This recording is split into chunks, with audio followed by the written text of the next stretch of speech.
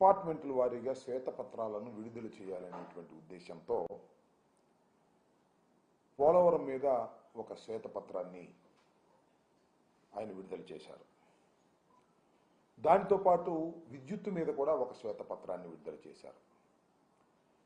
దానికి కూడా మా పార్టీ వైపు నుంచి చాలా క్లియర్గా ఆయన చెప్పినవన్నీ కూడా అసత్యాలని, ఆయన రాజకీయంగా జగన్మోహన్ రెడ్డి గారిని, మా పరిపాలనని దెబ్బకొట్టేందుకు, అన్పాపులర్ చేసేందుకు ఆ రకమైనటువంటి శ్వేతపత్రాలు, అసత్యంతో కూడుకున్న శ్వేతపత్రాలను రిలీజ్ చేస్తున్నారనే విషయాన్ని చాలా కూలంకషంగా పార్టీ వైపు నుంచి చెప్పడం జరిగింది.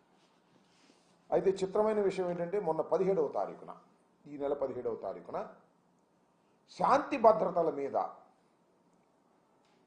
ఆయన ఒక శ్వేతపత్రాన్ని విడుదల చేయాలని అనుకున్నారు, ప్రకటించారు.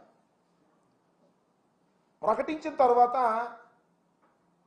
ఆ శ్వేతపత్ర విడుదలని వాయిదా వేసుకున్నారు. ఇక్కడ నేను చాలా సూటిగా ప్రశ్నిస్తున్నా, ఎందుకు వాయిదా వేసుకున్నారు అని అడుగుతా ఉన్నా. ఎందుకు వాయిదా వేసుకున్నారో నేను ప్రత్యేకంగా చెప్పాల్సిన అవసరం లేదు. ఎందుకంటే 5 సంవత్సరాలలో వైఎస్ఆర్ కాంగ్రెస్ పార్టీ పరిపాలన చేసినప్పుడు మా మీద లా అండ్ ఆర్డర్లో సంబంధించిన విషయాల మీద వారు ఆరోపణ చేసినటువంటి ఆరోపణల కన్నా కూడా కేవలం ఈ 45-46 రోజుల్లోనే అంతకన్నా ఘోరమైనటువంటి వైఫల్యాలు ప్రజల కళ్ళ కనిపిస్తున్నాయి. ఆరోపణలు మాత్రమే చాలా స్పష్టంగా కనిపిస్తూ ఉన్నాయి. ఈ కనిపిస్తున్నటువంటి నేపథ్యంలో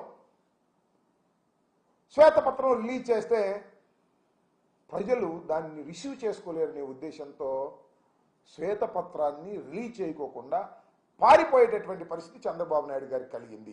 ఆయన అంతరాత్మ అంగీకరించాల.